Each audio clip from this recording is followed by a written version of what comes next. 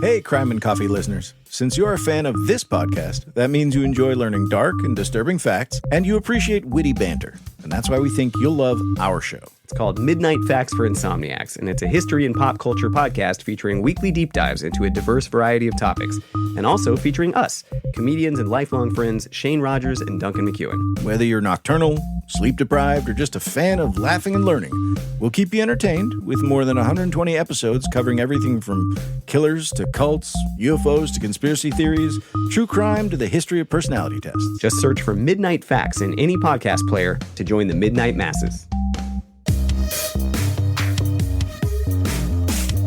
Hello, everybody. Welcome back to another episode of the Crime and Coffee Couple. My name's Allison. And my name is Mike. Hi, Mike. Hey, I still have the little scratchy throat thing from last week because we're recording episodes right after each other. So hopefully when somebody's listening to this, my voice is way better. Yeah. By this point. I'm sure it will be. We'll see. We'll nurse you back to good health. Yeah, in the next episode, we're all going to find out together. So, we will. Looking forward to that. I mean, maybe the saddest part of this whole thing was earlier this morning when I tried to sing a Boy George song, Karma Chameleon. No, I don't even think you could sing it. Well, let's see. Karma, chameleon. You're doing okay. You come and go. Don't hurt yourself, okay? Yeah. Don't hurt yourself Allison's or like, us, please. Allison's like, yeah, save it for the podcast. You gotta save the No, voice. I most certainly did not say. Oh, your voice? The voice. I was like, I didn't tell you to save the song for the podcast. Oh, no, I can sing whenever. I don't have to share my songbirdness. No, Mike, you can sing whenever. That is true. Yeah, I mean, Do don't people want you to be singing? I don't know. probably not. And I don't care. You have a nice voice. Oh, thank you. Well, normally not today. But Well, today it's a little hoarse, a little is. strained. Yeah, what are you going to do? What are you going to do? Yeah, so what's new with you? You know, just trying to do my best. So not much. Okay. I'm just trying. Right. That's all you can do. I want to say, hey, if you've listened to us over 3 times and you enjoy what you hear, it's time to put out, as Allison would say. That's how she actually got me when we were first dating. She's like, listen, we've dated 3 times and it's time for you to put out, big guy. I most certainly did not say those words. No, you were actually a tough nut to crack, if we remember correctly. Yes, I was. We were very young, too. 15? We were 16 when we met. But Yeah. So yeah. Learning all sorts of new stuff. But yeah, so it's, I wanted to say thanks for leaving any reviews. If you've listened to us 3 times, it'd be awesome to leave a review on Amazon or Apple Podcasts or Amazon Audible, any of those. How about wherever you listen to your podcasts? Well, and you because- can leave a review. Right. But there's only like 3 places you can actually leave like a text review. So that's why I mentioned them, Allison. And you have your big shit-eating grin looking at me like, huh, what an idiot. Listen to him talk about these things, you jerk. So anyways, thank you to Anna. Love you guys. Hello, my name's Anna. I've been binge listening to you guys for a couple weeks now and just love listening to you. Your small talk in the beginning cracks me up and makes my day. I love the interaction between you two. # couple goals. Oh. Keep on doing what you guys do and God bless. Oh, how nice. Yeah, we are. You want to be dysfunctional like us? Allison's just looking. I can't wait to just jump on something that I'm doing. Oh, you know what's funny though? You're like, hey, so what's new with you? So anyway, and you just completely cut me off. Well, you know why? Because I saw the deer in the headlights look. You were like, I don't have anything to say, so I have to carry the show. Clearly, is what we're trying to do here. You know, And then I went to the reviews so you can think of something to say. Now let's hear what's new with you. just organizing the house. Oh, good. That's so I much. mentioned in our last podcast that our daughter was sick because, again, like Mike said, we're just recording these boom boom. So while she was basically like falling asleep and whatever on her bed, I just like scoured her room. I mean, how does that much junk end up in an 11-year-old girl's room? I don't know. Like, how? I don't know. I had like 3 bags to Goodwill or Salvation Army or whatever, and then tons of garbage. I'm like, what is all this crap? Yeah, she's kind of a pack Like, rat. not garbage as in like garbage, like like toys that she doesn't play with that are just run down. Like old Happy Meal toys from years ago. Yeah, that it's don't just like, touched. Yeah. No. What is the Spark Joy Marie Kondo? Yeah, if it doesn't none of spark that joy. crap spark joy for either of us. So. Get rid of it. Yeah, but it's just amazing. Like every year I clean out the rooms, yet somehow they end up being a complete crap den. Well, I mean, we live life. That's how it is. It can't be perfect all the time. Such is life. Yeah, I would like to say I made myself a delicious French press this morning and coffee, and it was so good. And I wanted to ground some fresh beans, but unfortunately we didn't have any. So I just went with some Dunkin' Donuts hazelnut, and I'm enjoying that right now. I thought you were going to say you had a delicious sardine sandwich. Oh my God. He's like obsessed with sardines lately. Thank you so much for mentioning that. I just got some awesome sardines. They're so good. I have not seen Mike this happy in probably about 8 months. I kind of forgot that sardines existed because you view them as like old person food, with some crackers, and it's like, okay, let's open up the can. Here we go. Well, that's what you're doing. I know, and now I'm one of those people. So I saw an awesome deal on Amazon for these like super like net caught sardines or something. Like they're caught sustainably. Basically. Oh, they were caught in a net? Well, sustainably. As opposed to what? Oh my God. So I don't know. Like maybe a line instead of a net. I don't know. Something sustainable. A line for sardines? Well, yeah, they're pretty small. Can you imagine them reeling up? I got a big one, Hank. It's at least 3 inches. Yeah, so I don't know. There's probably different ways, but it's supposed to be sustainable, and they're delicious, and they're like, a lot of olive oil and salt. And I put it, a friend of mine at work, she said, put it on a sandwich, and I squirted some mustard on there. Oh. It was so freaking good. Yeah, and I don't want to yuck your yum because that's rude. Oh, like you have been for about 3 minutes now? Well, you sent me a picture of it on Thursday when I was at work, and I was like, oh, God, you enjoy. I'm like, yeah, or you said you added cucumbers for crunch, and I'm like, no, I'm sure their little bones are giving it enough crunch. You're like, no, their bones are buttery. Yeah, you don't even feel them. Oh. It's so good, man. Mike, I'm glad that you're enjoying it, and we also realize that they're low mercury. So, you can enjoy it and not be poisoned with mercury. High in omega fatty acids. It's like 20 grams of protein per serving. It's fantastic. Delicious. Yeah. So that's what's going on in this neck of the woods. Yeah. Other than that, hey, just listening to you tell these stories of all sorts of things going on. So what do you got this week? This week, are we ready to jump right in? Yep. So this is a story of Carlton Gary, who is known as the stocking strangler. And this has been in my wheelhouse for quite a bit. One of our listeners named Matthew, he gave this suggestion. So thank you so much, Matthew. We really do appreciate it. Thank you, Matthew. So during an 8-month period of time from September of 1977 to April of 1978, residents of Columbus, Georgia lived in fear as 7 women were raped and strangled, often with their own stockings, hence the name, the stocking strangler. Oh, that sucks. I mean, anything like this sucks, but it's just like, this is the same dude. And hence the serial killer. But I haven't. And you mean how like scary that'd be just living there? Terrible. And they're elderly women for the most part. So these women were mothers, they were grandmothers, fellow church members, neighbors, and dear friends. They were all elderly white females who lived alone. So the first one happened on Monday, September 12th, 1977, in the Winton neighborhood of Columbus, Georgia. An elderly woman named Gertrude Miller was raped, beaten, and strangled in her home. She survived the attack. Thank goodness. So 4 days later, it was 10 a.m. on September 16th. Police received a phone call that 59-year-old Mary, or Fern as she went by, Jackson, hadn't shown up for work that day. Fern was described as a reliable employee and someone who was dedicated to helping the poor and racial minorities of Georgia. Jesse Thornton was the first police officer to respond to the scene, and he first noticed no sign of forced entry at Fern's home. As he entered the hallway, which was the first space that he came upon, he noticed that something didn't seem right. There were papers and various items strewn across the floor, and it looked like an otherwise tidy home, so they were out of place. He noticed an open suitcase and a pillow on the floor and a dresser that had the drawers open with the items spilling out. As he approached Fern's bedroom, he looked inside and found her body on the bed. Dr. Joe Weber conducted the autopsy and found that a nylon stocking was tied together with a dressing gown, making one single ligature, and it had been wrapped around Fern's neck 3 times. There were very deep crevices formed as the ligature had been tied very tightly. Her left eye had been filled with blood, likely from a heavy blow to her head. Fern's right eye contained tiny hemorrhages were indicative of strangulation, which obviously we know that she was. They found her with the ligature in place. Can you imagine like being this much of a scumbag to do this to like a poor old lady? Living at home in her own business by herself. Yeah. You come in and violate this person in the worst possible way and kill her in the safety of her own home. And this guy probably also learned from his first attempt when the woman didn't die. So Right. he's probably like, okay, this next one I'm going to make sure, which is disgusting. Like you're learning from your past quote unquote mistakes, Right. which is sick.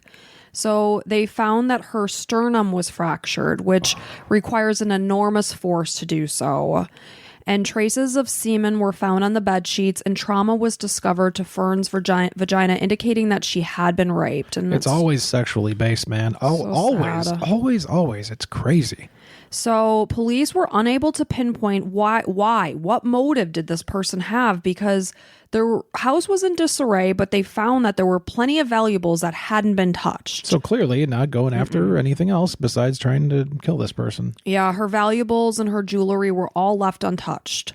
Police investigating Fern's murder would quickly come to find that a serial killer is now on the loose in Columbus, Georgia. 8 days later, on September 24th, 71-year-old Jean Dimenstein, who was the owner of a small department store, was murdered in her home, similarly to Fern.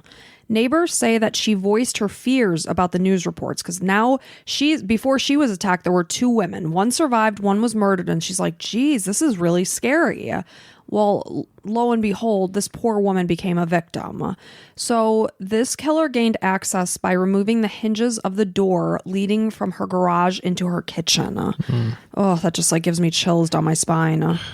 On October 2nd, a man named Jerome Livas was arrested for raping and beating his 55-year-old girlfriend to death.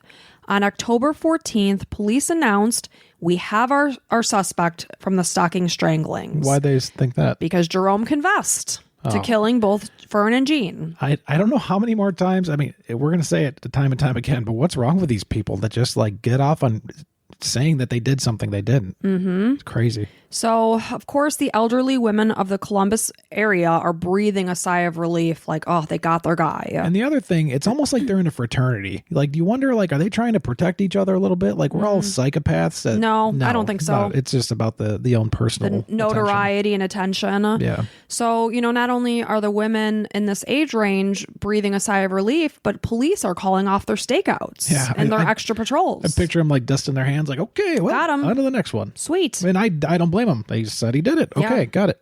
And everything would change then on October 21st, while Jerome was incarcerated. 89-year-old Florence Scheibel, who was almost blind and had to get around with the use of her walker, was both raped and murdered in her home. How do you identify some elderly woman like this? It's are sick. you gonna eventually say that? Was it? I mean, I guess we'll find out. I'm not going to, but okay. Despite her lack of vision and advanced age, she was often seen tending to the yard of her small apartment, so she was active despite, the fact that she could barely see. She was an avid baseball fan, and because she had very poor vision, she would listen to all the baseball games on the radio, which I just thought was so adorable and sweet. Like Atlanta Braves, I would guess. I would assume so. And she knew all the players. She knew their batting averages. Poor woman had been brutally beaten. Her neck had been broken and she was strangled. Her son found her body when he came by for a visit later that day. So Florence was murdered in the middle of the day. It was light outside. Now, it sounds like these things are absolutely horrific. Not just, rapes and strangulation. There's broken bones and beatings going on. Yeah, vicious. And Florence was only 10 days away from turning 90 years old. Just breaks my heart. It was obvious now that Jerome Livas had falsely confessed, and the citizens of Columbus were back in a state of terror. Of course. So 4 days later, now we're moving on to October 25th, 69-year-old retired teacher, easy for me to say, retired teacher Martha Thurmond was murdered. When she hadn't shown up as expected to her mother-in-law's house, her niece came to check on her. And when she didn't answer the door, she called the police, who found that Martha had been strangled to death. On December 28th, 74-year-old Kathleen Woodruff, widow of former University of Georgia football coach George C. Woodruff, was found murdered with a varsity football scarf. Each victim lived only a few blocks from each other. Okay, so it's every single victim thus far. A few blocks. Okay, so you've got your area. Yeah, so now we have 5 women murdered and 1 survivor, and the city was in a state of terror. Sales of locks and firearms were significantly increased because these women are very vulnerable. They're tending to be older. They live alone. You know, what are you going to do? Nothing. You have no, like, if somebody busts in and you're an elderly woman, you have nothing. So that's why, get a gun, get a knife. I mean, even a knife. Like, when you're sleeping, you're sleeping in a deep sleep in a dark bedroom and somebody is just there, you're defenseless. How did he get into most of them? I know you said he removed the hinges to the one. They didn't say otherwise, like if he lifted a window or something like that. Okay. And the other thing, the one was 4 days after. Like, this guy was quick. He wanted it so bad. Like, it was almost like he just got horny and he's like, okay, well, time to go kill another one. Like, it's disgusting. Right. So the police formed a stalking stranglers task force, which this had been assigned by the governor, and it included dozens of agents from the Georgia Bureau of Investigation, as well as extra patrols by state troopers, as well as soldiers from Fort Benning. Despite this, the terror and the murders just continued. So now we're moving on to 1978. We're at February 12th, and this is 74-year-old Ruth Schwab. This guy's not like slowing down. No. This is just like, so I'd imagine they're all like dispersed in this 5-block radius, right? Very close. Just like there's got to be crawling with cops. You would assume so, yes. How does this, I mean, anybody's walking down the street, so it's like, well, I mean, odds are it could be anybody. But. So in this one, he took a pause between December 28th and then February 12th. Yeah. So he did wait, close to a couple of months. So I don't know if police I would imagine they were still staking out the area, just waiting for the next call to come in. But regardless, he was able to do it. So I don't know. Maybe he was just slinking through the streets at night in dark clothing. You don't know what to look for. They have no idea. Yeah, you're looking for a human that looks suspicious. Right. So Ruth is, again, 74 years old. She's the widow of a textile tycoon. She was attacked, though, just like the other, she survived. Oh, wow. She was trained in judo and fought her attacker. Like, what a friggin' badass. Not to say that the other people weren't. But I'm just saying, like, at 74 years old, she like tapped into her martial arts skills. Well, judo is all about using their force against them. So like hip tossing and stuff like that and throwing people around. So I don't know, like there's not a lot of striking in judo. It's more about grappling. So I don't even know. I'm sure a portion of that probably helped when he was lunging at her and stuff. Well, in addition to that, she also had a panic alarm button in her home, which I believe she had installed because of the fear of what was going on in the area. Brilliant. So, which is nice when you're formerly married to a tycoon, you can afford these kind of things. Sure. So when police arrived, they literally thought he was still inside. They heard like movement and things happening. So I believe that on that case, the police missed him by mere seconds. Wow. So they got in and then right heard something. Between their fingers, basically, he got away. So then he fled from Ruth's house and made his way directly to 78-year-old Mildred Barome's house. Now, this is disgusting, but also kind of smart on his part. He knows the police. They're all going to be there. They're going to be there. You know how it is. Anytime there's something big that happens, right, a million distracted. Police come, and there's tons of cars, and they're focused on that area. Yeah. So he can literally go anywhere now and do the same thing. You're exactly right, because everybody is hands on deck. They're distracted. So he left that house and went straight to Mildred's, which was only 2 blocks away. He strangled her to death with a cord from her blinds. It was obvious that Mildred tried fighting back based on the chaos of the room. There was like broken lamps and things like that. No doubt. A neighbor had described seeing a black man run through his yard. Columbus coroner Donald Kilgore had examined the crime scenes and the bodies and announced that the killer was indeed a black man based on evidence left behind. Did not picture that because, as we all know, most serial killers are white men. It's true. So, meanwhile, in February of 1978, Columbus police received a threatening letter from a white racist group called the Forces of Evil. They threatened that if police did not catch the Strangler by June 1st, they would murder a black woman in retaliation. They specifically named a woman named Gail Jackson. What the hell? This person said, or group of people. I mean, I'm sorry. I'm not laughing because it's funny. No, it's that's not the funny. ridiculousness of the it. ridiculousness. Yeah. So this group of people or person said that Gail had already been kidnapped and was being held, but if they didn't catch the stocking strangler by June 1st, they were going to kill her. That's what they were being told. So when police investigated, they realized that Gail was missing. Jesus Christ. So a second letter arrived demanding $10,000 ransom.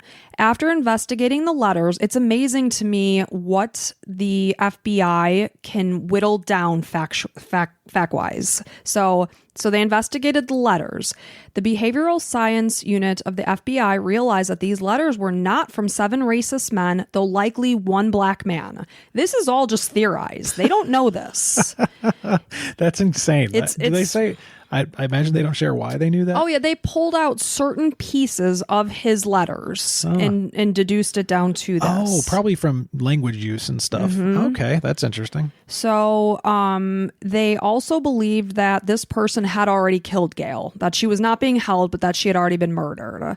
They also projected that he was an artilleryman or a military policeman and may have killed 2 other women based on the words of his writings. Oh my God. Oh, okay. So like accidentally using past tense or something. And numbers and things like that. Oh my God. That's insane. They were suspecting that the letters were a ruse to divert attention from the real killer. And eventually they found William Hance, who was an artilleryman from Fort Benning.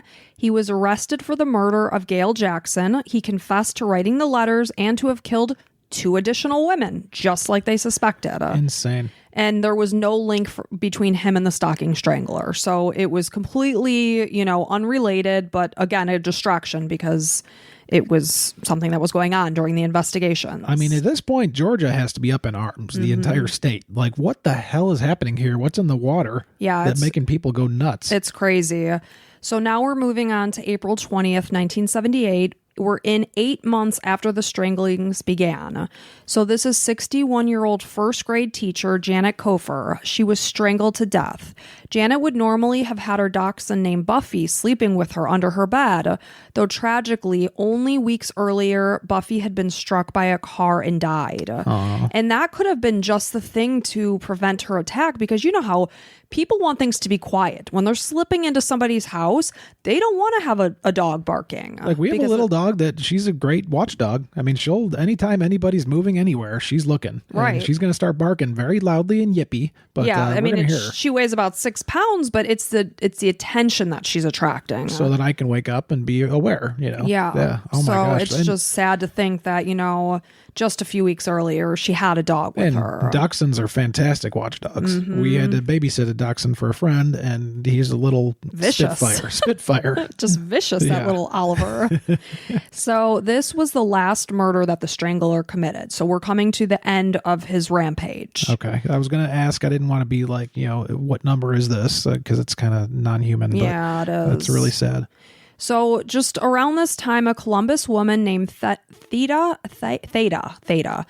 Cartwright reported her gun missing, but police really had no reason to link it with the stranglings. Yes, she was in the area. Her boyfriend was a man named Carlton Gary, though she made no mention that she thought that her boyfriend had anything to do with the gun being taken. Okay. So as the months and years passed, police were closer. Yes.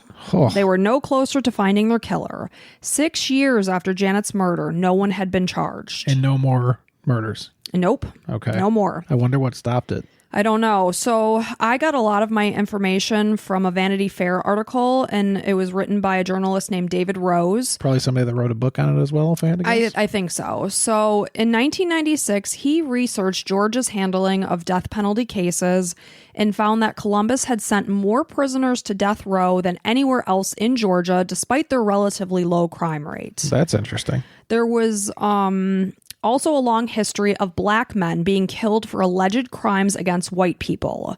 In the late 19th and early 20th centuries, when racists in Georgia defended lynching as necessary and justified, especially in cases where black men were allegedly to have had sex with a white woman. In an 1897 Atlanta Journal column, Rebecca Latimer Felton wrote, "If it takes lynching to protect women's dearest possession from drunken, ravening human beasts, then I say lynch 1,000 a week if it becomes necessary."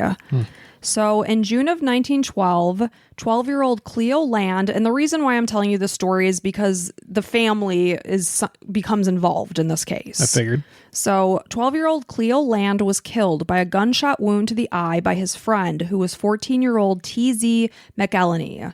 He was an African-American boy, and T.Z. said, "I was playing with the gun. It accidentally went off and killed my friend."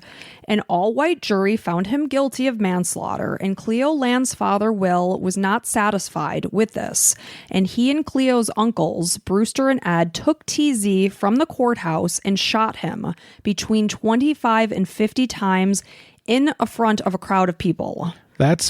Isn't this insane. madness? A 14-year-old boy they dragged from the courthouse. What year was this? This was in 1912. Of course it is, because 1912, crazy shit like this happens all the time. And it's just like, oh, okay. And racial relations have come a long way since then. Thank God. I mean, it's still really far from being good, but it's. I always think of Atlanta as a very diverse place. A lot of black people, a lot of white people, kind of like half and half. A good collection. Very similar to Chicago, where you kind of have you get a lot of culture. It's cool. So I view them as similar since we're from Chicago, and it's disgusting what things happened back in the day. It's hard to even believe that this stuff actually happened. And not super long ago. No. Like 100 years ago. It's not like super, super long. You would think 2,000 years ago? Yeah, maybe, but no, 100 years ago. So, of course, Cleo's dad, Will, and Brewster and Ed, they're like brothers, three brothers. This is going to be the first trial that's held in Columbus where a white person stood trial for killing an African American. The, of course, all-white jury found the Land brothers not guilty. The decision was reached unanimously and without discussion. Brewster, well, you know that the defense probably is probably a racist person and doesn't ask for some diversity within the right, jury, which is madness to right. think that. We think that now because we get it when we understand, but right. back in the day, it's like, no, it's going to be all white people. Don't worry, everything's going to be fine. So the whole point of that story was that Brewster Land's son, John, would become the first judge to initially handle the Stocking Strangler murder case. Oh, interesting. That's why I told that story. And just to kind of give you an idea of what racial relations. Exactly. So by May of 1984, John Land had been a judge for 20 years and was regarded as one of the most powerful men in Georgia. In the late 1940s and early 50s, he served in the state as an active segregationist. So that's really nice. So the case, again, the Stocking Strangler case, had gone cold for 6 years until a suspect was identified and captured. In March of 1984, a police officer was murdered during an armed robbery, and this led to the identification of a type of pistol similar to one that was stolen in a burglary that happened at the time of the Stocking Strangler murders, only houses away from one of the victims' homes. Police traced the gun from Michigan to Indiana to Alabama and back to Columbus, Georgia, and a man there said that he purchased the gun from his nephew, Carlton Gary, during the time of the Strangler's murders.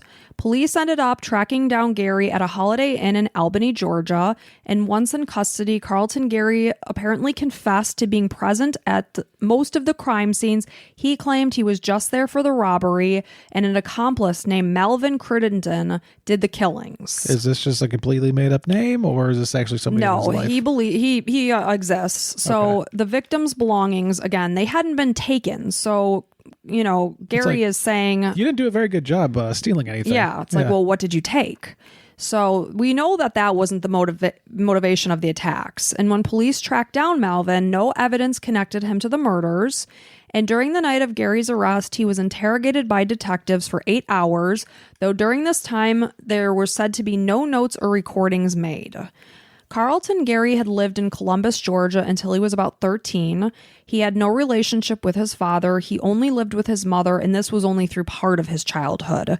He bounced around a lot. Any beatings or anything? No, like not that I know of. He did live with various family members, so he did come from a very unstable background. Like you got to think somebody this sick is going to have some kind of a weird sexual thing, probably some kind of sexual abuse in their history. Not that I read, no. Yeah. So he had been in trouble with the law since his teens, though things escalated when he was tied to the rape and strangulation of an 84-year-old named Nellie Farmer in 1970, which was about 7 years before the stocking stranglings began. Nellie was staying alone in a long-stay hotel in Albany, New York, and Gary had told Albany police that, just like this time around, he was only the lookout man for a habitual criminal named John Lee Mitchell. Gary testified against Mitchell, though Mitchell was found not guilty. After pleading guilty to robbery charges, Gary was sentenced to 10 years, but he was released after about 5 years. So he would have been released right around like 1975-ish.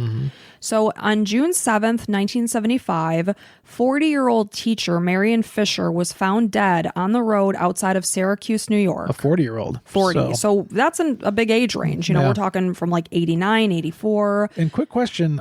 So we know Carlton was a black guy. Were all the women he killed white? Or were Every some of them- woman that we're talking about right now is white. Okay.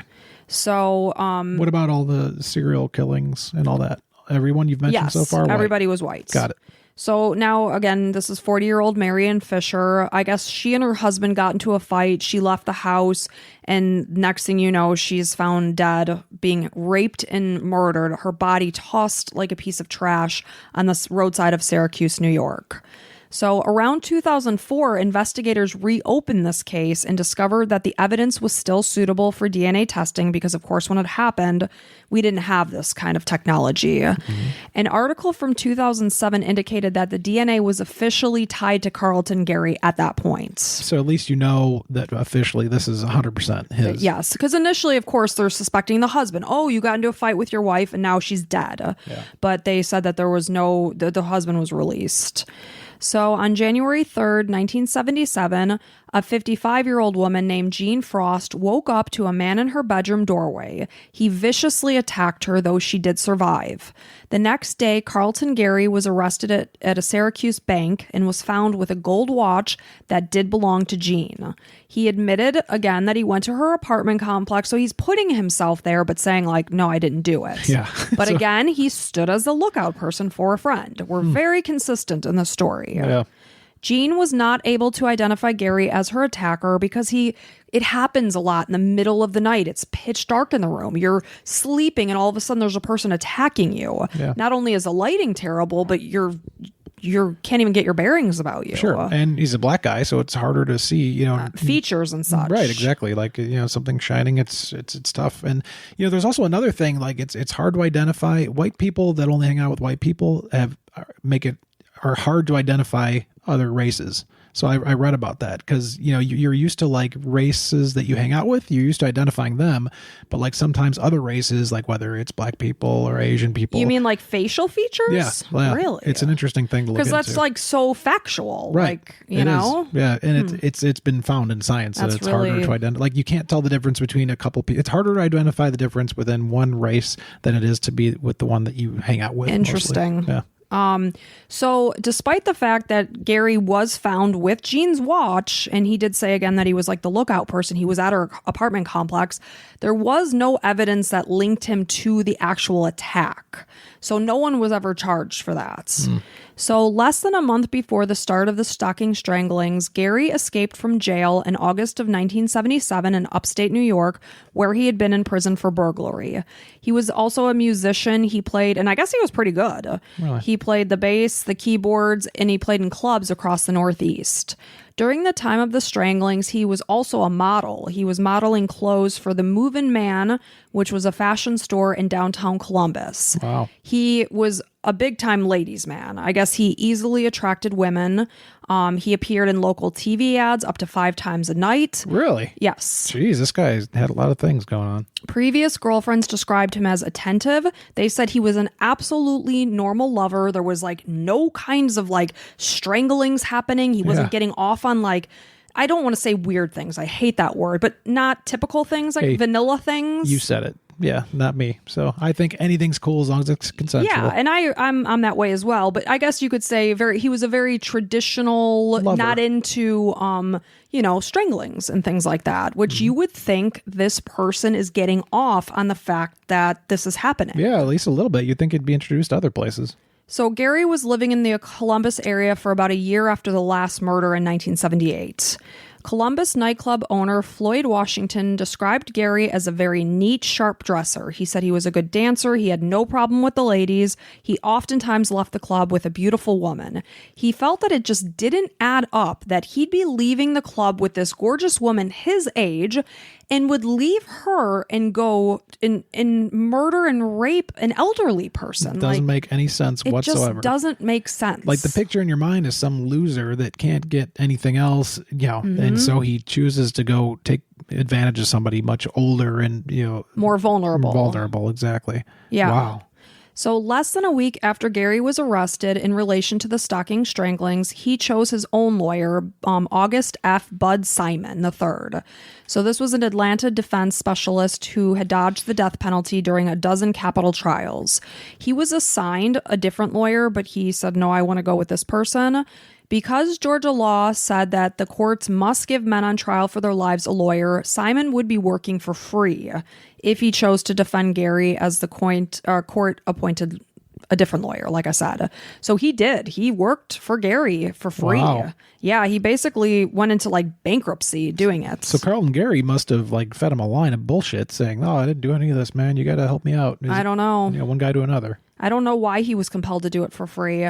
So now at this point, Judge John Land had to remove himself from the case because he was the judge initially, because it emerged that he would be called in as a witness to Gary's treatment by police. So because he was being involved in the case, he couldn't represent it as the judge. Makes sense. So Judge Kenneth Falwell took over and declared that the state would be given zero funds for experts to challenge its scientific testimony. So the lawyer is not only not getting paid, he has no funding whatsoever to get experts in for the... Well, I mean, that's evidence. Gary's fault. Carlton Gary, he's doing this to himself.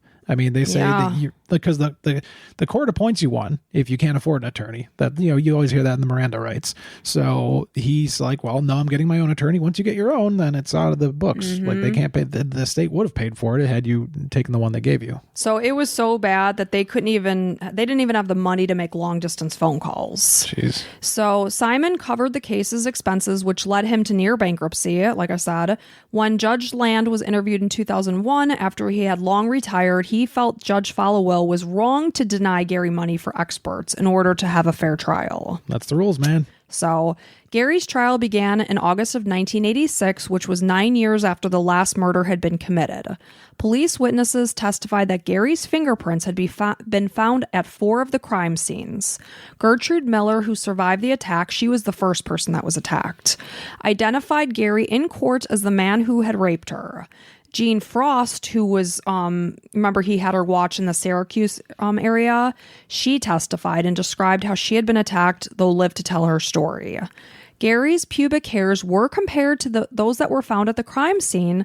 They did not match. Whoa, really? No, this is a very head-scratching case. Oh, I think I remember this one coming through. I forget everything. If anybody has any ideas for cases, send them through Instagram usually, because that's where we check things. But I remember hearing about this one through our listener and being like, huh? So this is the one. Yes, okay. And you and I normally do not discuss our cases whatsoever because we want them to be a surprise, and I didn't really, but the other night I closed my laptop and I just looked at you and I'm like, I am befuddled. I am truly befuddled. So there were also biochemical differences between his bodily fluids and those left by the killer. Insane. So the jury consisted of 9 white members and 3 African Americans, and they began to deliberate at 5 p.m. on August 26, 1986, and less than an hour later, they found him guilty on all counts. After a short sentencing hearing the next day, Gary was sentenced to death. He was convicted of killing 89-year-old Florence Scheibel, 70-year-old Martha Thurmond, and 74-year-old Kathleen Woodruff. He was not convicted of the murders of Fern Jackson, Jean Dimenstein, Martha Thurmond, and, I named Martha, so I'm sorry, he was convicted of her murder. He was not convicted of Kathleen Woodruff or Janet Coffer, as well as any of the murders that occurred in New York that he may have been tied to in the early 70s. They focused on the previous 3 murders because apparently his fingerprints were found in the homes, and Gary admitted to being inside those homes. So it's one of those get them where you think you can. Right. Just, well, you take the evidence you have. And, yeah, right. So his fingerprints were also found at Nellie Farmer's home in Albany, New York, and he also admitted to being at that location. So in the fall of 1991, Gary is seeking out a new trial, and the case was assigned to Judge Daniel Kersey, who was a preacher in the United Methodist Church. And he was assigned to Jeff Ertl to represent Gary, to represent him as a lawyer. So Ertl said that he really liked Gary immediately. As he got to know him, he liked him a lot. During the initial trial, survivor Gertrude Miller was considered a state witness. I'm sorry, not a state witness, a star witness. And former DA Bill Smith had emphasized during the closing statements to the jury that there was no way that Gertrude could have gotten her identification wrong, and that despite being shown thousands of photos, she never accused anyone until she recognized Gary. So it was like a locked and loaded. This is what happened. However, this was later proven untrue, and she had positively identified 3 other black men as the attacker. It's funny that well, I mean, not funny, but unfortunate, but interesting that I brought up that it's hard for people that hang out with white people to identify any other race. So, and that's where I was like, wow, she nailed him right away. Like, nope. I wouldn't have that kind of confirmation. Like, there's so many things here. So this dude is like pretty well put together. He gets any girl he wants. He's a good, like, an artist, so at least he has like some kind of a hobby.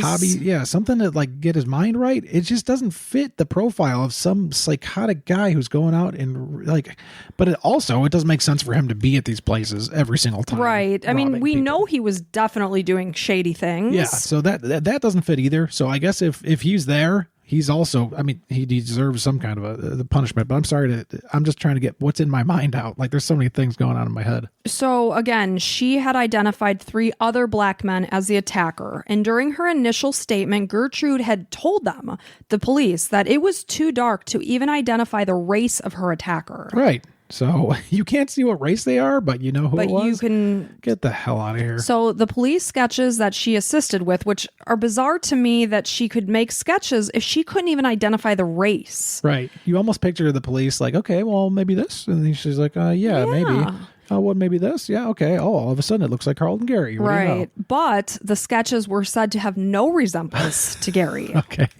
So it was indicated that the best fingerprint match from Gary came from a window screen from the home of Kathleen Woodruff, though officers at the crime scene recorded that there were, in quotes, no legible latents developed, which means no print marks were made visible when treated with chemical powder. Interesting. So they're saying there was, but they're also saying there wasn't. Okay. Other questions arose from Gary's supposed confession. He claimed that he made no incriminating admissions. Of course, in the earlier part of this podcast, I said that Gary said that he was there, but that somebody else did the work. Exactly. Yeah. He's saying, I made no incriminating admissions that this interrogation and that this interrogation was taped. They said, no, we did not record this interrogation. So very convenient that you didn't tape it. He said, yes, they absolutely did. Oh my God. So Detective Sellers continued to deny this, saying that the only record was made while he sat at his kitchen table at 4:30 a.m. on the night of the interrogation while he wrote Gary's confession from memory.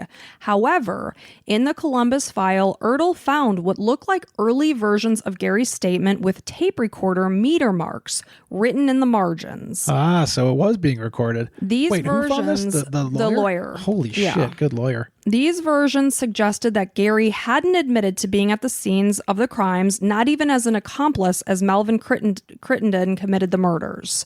Sellers testified that the meter marks did refer to a tape, but they weren't made while the police questioned Gary. Instead, they were from a recording he made of a meeting in his office. Sure, yeah. That sounds right, you piece of shit. Gosh. And he said that he destroyed the tape soon after.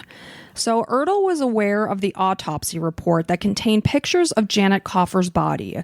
Bud Simon noted a deep bite mark on Janet's left breast from the killer. Simon lacked the funds to pay for an expert to compare these marks on Gary's teeth to the actual, autopsy, because again, he had no money to fund anything. He couldn't get experts involved. So, when asked, funds were refused by Judge Followell. Ertl called on a forensic dentist, Thomas Davis, who he chose at random. He said he chose it at random, and Dr. David said that he wanted to speak with Ertl in person. So he left a message, hey, this is what's going on. He's like, hey, can you come down here? I want to talk to you. This is the dentist. So Dr. David admitted that he had seen the case as he was the person they actually showed the bite cast to in the beginning. Ertl was stunned because he hadn't known that a bite cast even existed.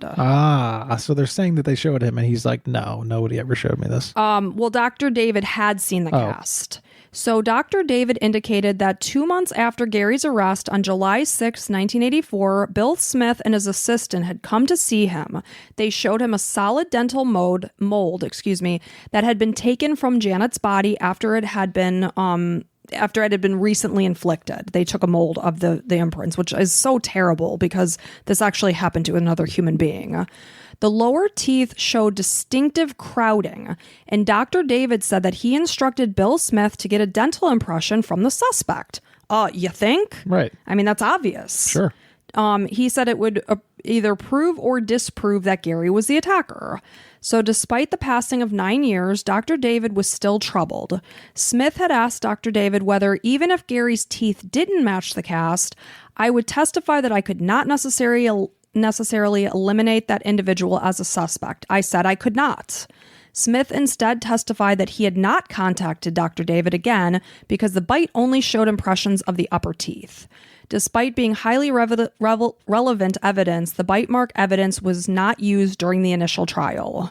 So, I mean, that to me, like, you look at somebody's teeth, like, is this what they look like? Yeah, and he didn't get the information they were supposed to, probably because it didn't support his case or whatever. So Ertl noted, as a non-dentist, he's a lawyer, that Gary's teeth, instead of showing crowding, they were very, very clearly well-spaced and even. No crowding whatsoever. So clear that he wouldn't have made that bite. I am not a dentist. I saw the bite marks on the top teeth, and I could clearly look at a picture of this man online and say that those are not his teeth. Wow. Yes. Fascinating. So the only dental work that Gary had done since the stranglings occurred while he was in prison, and the work was done to his upper teeth. The dentist who treated him confirmed that, yes, this was accurate. The bite mark casting had been made by a dentist in Columbus named Dr. Carlos Sonny Galbraith. Months before the trial, Dr. David called Dr. Galbraith, who told him that he had the cast instead of the police keeping it in their guarded exhibit store, which is weird. You know, this dentist is just holding it. Yeah, evidence typically is held by police, not some random dude. In June of 1993, Ertl called Dr. Galbraith, who thought he had the cast at his home at that point. He said he sounded apologetic a few days later when he called back to let him know that the mold must have been either lost or destroyed. Ertl had tried to obtain semen swabs from the stranglings, though he was told that they had also been destroyed. Ertl felt that Gary's state habeas appeal was the strongest he had seen, though on November 13th, 1995, Judge Kersey issued a 10-page decision denying the appeal. He gave no reason for rejecting the fresh evidence. So basically, they're just being denied. Right. So Gary had only one opportunity left, a second habeas petition. At the time of the stranglings, DNA testing techniques had not been invented, though there was something called secretor typing. Have you ever heard of that? No. So basically, it's that 4/5 of the population are secretors, which means that you have chemical markers that are secreted in your saliva, semen, or any other bodily fluids that show your blood group. Oh. So the majority of people, 4/5, are actually secretors. It's weird that not everybody is. Mm-hmm. Huh. So, for instance, group O secretors would be someone with type O blood. They're the DNA testing techniques. They hadn't been invented, but again, we have this secretor thing to look at. So semen tests at the murder scene of Fern Jackson, Florence Scheibel, and Martha Thurman showed that the strangler was less common non-secretor. That's what was determined. Again, he would have only been in 1/5 of the population. that contained only minuscule traces of the group O marker. So some part is being shown, but it's ultimately determined non-secretor because of the very small amount that was shown. I'm going to go ahead and guess Carlton Gary is a secretor. So Gary's saliva had been obtained during his arrest and show that he was an O secretor, but this is a big thing. Absolutely. You know? It's huge. that's why it's much bigger. It's not... Okay. Right. So during the trial itself, forensic serologist John C. Weigel insisted that despite the discrepancy, Gary couldn't be eliminated, arguing that it's possible that the killer had not really been a non-secretor, but could have just been a weak secretor. Tests done on Gary's saliva show that he was a very strong secretor, producing much higher concentrations of the chemical marker than the killer had. I'm sorry, and it wasn't Weigel, it's Weigel. Weigel testified that it's possible that his saliva was different from his semen, which had never been tested. He also indicated that it's possible that his levels had changed over the years. Periodically, if you would test someone over a given amount of time, you will see that the tighter concentrations can in fact fluctuate. Due to the lack of funding, again, his attorney couldn't challenge anything because he couldn't afford it. So journalist who I mentioned, David Rose, went to Dr. David Roberts, who is he's an expert in Oxford, England. He read the documents of the trial relating to the serology. Dr. Roberts was baffled by the reports and also found that they were incomplete. There was no evidence to back up the theory that Gary secreted much less in his semen versus his saliva, because not only had his semen not been tested, even to just rule this, fact out, but semen invariably contains higher concentrations of the marker chemicals on saliva. So you would just automatically assume that that's even going to be higher. Okay. So it just doesn't make sense. Wow. The literature also indicates that secretor status does not change over time, even though he said it could. That's not true. He suggested that Gary's semen be tested to confirm that he is a strong secretor, just to say that that's not, because he's like, oh, it could be that it's weaker. So in 2001, a semen sample and a strand of hair from Gary's head was obtained. Once received, the DNA from the hair root was matched to the semen. The semen was tested, and it determined that the donor was an O secretor and that he was not a low-level secretor, elaborating that it was inconceivable that someone secreting such high concentrations could ever be classified as a weak secretor. He wouldn't have been. So basically, there's no chance you would look at this guy as this. No. Okay. And they said that the concentration of the blood group marker in Gary's semen was more than 3,000 times higher than that of the Stranglers. So it's super, super clear. Not possible. This is not the same guy. No, not possible. So on June 29th, 2001, Judge Lawson denied the defense's request to test Gary's semen and denied that the independently arranged test be considered. When journalist David Rose ended up speaking with Dr. Galbraith, who did the cast of the bite mark from Janet Coffer, he admitted that he was told by the DA, Doug Pullen, that he could not show the cast that he said was absolutely still in existence. So the cast wasn't destroyed. It still existed. He had given it to the Columbus coroner, Donald Kilgore, in 1993. On follow-up, the cast could not be located, but he remembered that the Strangler's upper front teeth were rotated at a 20-degree or more angle out of alignment. Gary worked as a model and had completely straight teeth. Ah, man, that's crazy. So this was the one that I actually saw the bite model, and you could tell it's a 20-degree angle out of alignment. Well, now we know why they didn't want to actually get the right cast and everything, because it would clearly show he wasn't the one. So not only did the top teeth or the bottom teeth not overcrowd like the cast showed, the top teeth were not angled. But I guess because of the dental work he did have done to his upper teeth, they couldn't have looked at that anyway, because potentially could have changed. Inadmissible. Yeah, it's not the same. But he worked as a model in his younger days before any of this happened. Like, common sense can tell you that his teeth weren't jacked up. They were not. Yeah.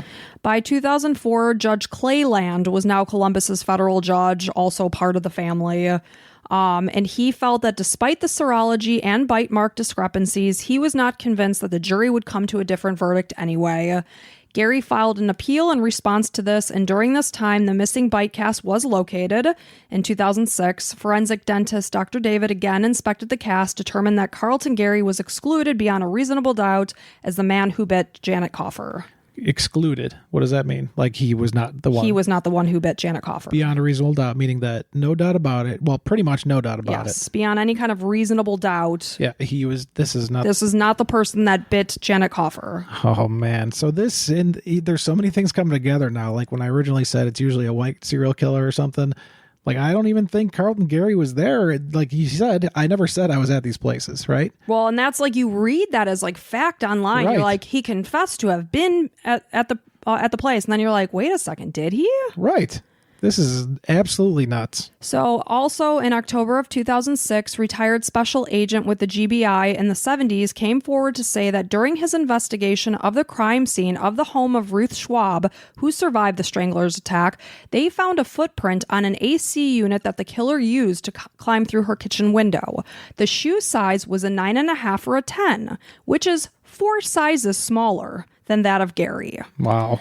So her description of her attacker was small and muscular. Gary is 6'3". He is largely built. Like you would think this would have come out at some point, and it probably did. It probably was covered up. I'm baffled. Like when I was doing this research, I was baffled. The poor guy. So we're talking. This is in the 90s, right? No, this is like back in the. No, it well, happened. you mean where things were looking back up? Yeah, I mean we're talking in October of 2006. They're talking about the shoe size. So this guy's been in jail for like 20 years, 30? Since 1980 something. Yeah. Oh, poor guy. So the shoe size looped back around to the murder of Nellie Farmer, which happened in Albany. Again, he was not convicted of any of that, but the killer in that case left a size 9 on her bathroom mat. You could tell he stopped in the bathroom to wash his hands.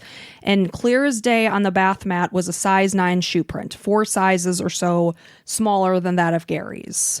Another question was a lack of photos of the prints that were left behind at the crime scene. Such photos are routine procedure. Even at like a minor burglary case, they would take a photo. Fingerprints from the crime scene of Gary's robbery in 1979 were compared with the Strangler's prints, and no match was found. In December of 2009, with 4 hours to spare on the day of Gary's planned execution, the Georgia Supreme Court stopped it and ordered for the Court of Columbus to consider the DNA evidence. Motions for a retrial were denied, and Carlton Gary was executed. Are you fucking kidding me? On Thursday, March 15th, 2018, via lethal injection, as family members of the victims watched, only feet away in an observation room. He made no final statements. He rejected the offer for prayer. He refused his final meal, and outside, 18 protesters stood by. So so we're talking that the pubic hairs did not match. The fingerprints didn't match. The shoe sizes didn't match. The secretor status of the semen did not match. Did anything match? Anything at all, ever? I don't think so. The one thing we had was that he said he was there, but now he's saying he didn't say that. Now he's saying, I never made such confessions, and there's markers of a tape recorder that showed it was recorded. They said, no, we did not record his interrogation. So it's hearsay. It's he said, she said. This is like complete insanity. Like this guy should not have been in jail at all. Has he ever done anything in his past? Lots of robberies. Lots and lots of robberies. Okay, so that's probably why. But then again, his DNA was said to have been tied to the lady who's 40 years old in New York, Syracuse. Right. Marion. That makes sense. So his DNA in 2007 ended up matching. Oh, it did. It did. Okay, so he's not a good guy. No. So that was in my mind. I'm like, well, clearly Carlton Gary is not a good guy. He had Jean Frost's watch. She had been attacked the day before. Why did you have her watch? Okay, so a couple things. There's definitely some things that for sure he's done bad in his life. He was in prison many a times for robbery and such like that. But again, he was tied to Marion's death. So really, it's probably likely that they didn't actually find the stocking strangler. Yeah, I mean that's what I would guess from this. In this, they found this guy and he did his thing, but that whatever. Whoever it is got about a size 9 to a 10 shoe size, and is a weak secretor.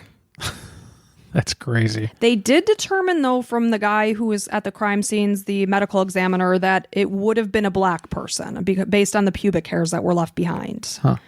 That's what he determined. I don't know. Okay. Well, that's interesting, too. Because, again, serial killers usually white, not saying 100% of the time, but that's interesting. Wow, that took a twist somewhere in there that I didn't expect whatsoever. I thought it was another like open and shut, like here we are, okay, yeah. And then you're like, wait a minute, now I see why they were so mad that he couldn't afford to get a lot of experts involved in the initial trial. Yeah, he couldn't. And then we said that the lady in Syracuse, Marion, she was the outlier because she was only 40.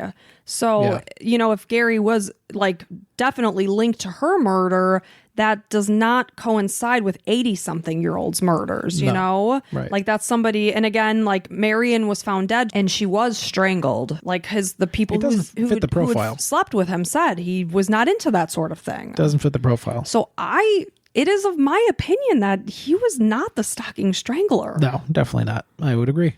That's this is a case of racial whatever. I don't know about racial. I don't know, because according to Dr. Kilgore, the medical examiner, it was a black person that did this. Okay, so it was just somebody where the police were trying to get somebody and close the case, and they think they did, but they really didn't. Yeah, and I'm sorry I went on the tangent about the secretor, but it's a lot of science, but I mean, that's like black and white, like, and I know that's like a terrible pun to use in this case, but it's from him being 3,000 times higher of a secretor than the actual stocking strangler. Like that's scientific. Right.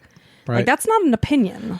That's insane. Well, man, I'm sure. So it's, I don't know. I don't know what to say. The man was put to death to lethal injection tied to these murders. Like we said, he got himself into a lot of bad things. He likely killed somebody. I believe, yes, that he did a lot of bad things. Do I believe that he was the stocking strangler? It is my opinion, no. Wow. I know I just said that, but I'm saying it again. Thank you. You're welcome. Well, that was really interesting. Thank you for telling us about it. And I had to look up habeas corpus. So and you know what? While we were in the kitchen doing something after I was doing research, I'm like, I should probably look up habeas. And I still don't really know what it is. And those lawyer terms. Yeah. I don't think I'd be a good lawyer. I comb through things when I'm interested, but some of the words are just like, just say it how it is. Yeah, well, sometimes it matters. Habeas. Sometimes it doesn't matter. That's okay. So habeas bullshit. Well, good job. Thank you for bringing that to us. Thank you for listening so much. We appreciate it. And if you want to hear more episodes, there's an easy way to do so. It's called becoming a Patreon or a patron via Patreon. So look in the show notes. You can go to Patreon, choose to be a $5, $10, or $25 contributor. And if you're a $5 contributor, you get one bonus episode a month. If you're a $10 contributor, you get one every other week. So there's certain months where it's 3 in a month. So check that out. And I want to say thank you to every one of our patrons: Colleen, Lily, Karen, Nadine, Allie, Michael, Kayla, Dominic, Brian, Shannon, Elizabeth, Mandy, Alana, Vivian, Trisha, Lauren, Megan, Jamie, Chastity, Elizabeth, Clara Ann, Emily, Kathy, Ava, Jovi, Eileen, Misty, Rochelle, Destiny, Ellie, Sherry, Melanie, Bettina, Rebecca, Gabrielle, Angela, Sabrina, Sandra, Taylor, Dana, Allison, Ashley, Mindy, and Sandy. That's a lot, and we appreciate every single one of you. Absolutely. And if we have any new patrons and you don't hear your name being read, that's because we're pre-recording this because we're going to meet up with some family next week. If you're listening to this now, we recorded it 2 weeks ago. Yes. So we will mention you next time, and we thank you all, everyone, for being here, for listening, and we hope to have you back next time. Bye.